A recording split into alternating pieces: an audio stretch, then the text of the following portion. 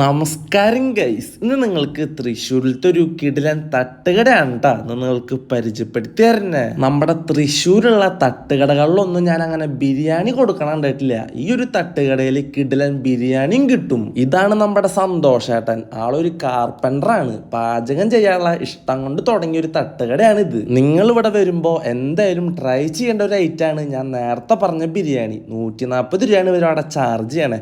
140 രൂപയ്ക്ക് ഒരു കിടിലൻ ബിരിയാണി തന്നെയാണ്. എനിക്ക് നന്നായിട്ട് ഇഷ്ടപ്പെട്ടു. പിന്നെ ഞാൻ ട്രൈ ചെയ്ത് നോക്കിയത് അവരുടെ കൊത്തു പൊറോട്ടയും വെള്ളയപ്പവും ചിക്കൻ കറിയാണ്. അതും അടിപൊളിയായിരുന്നു. ഇനി മെയിൻ തട്ടുകട ഐറ്റംസ് ആയിട്ടുള്ള ബീഫും കൊള്ളിയും ബോട്ടിയും കൊള്ളിയും പോർക്കും തലയും പോർക്കും കൊള്ളിയും ഇതൊക്കെ അവിടെ ഉണ്ട് കേട്ടാ. ടേസ്റ്റ് കാരണം ഞങ്ങൾ ഒരു ബിരിയാണിയും കൂടി ഓർഡർ ആക്കി. അപ്പൊ ഈ സ്പോട്ട് എവിടെയാ വരണമെന്ന് വെച്ചാൽ നമ്മുടെ കോടന്നൂർ ശാസ്താംകടവിലുള്ള സസ്നേഹം പ്രവാസി തട്ടുകടയാണ്.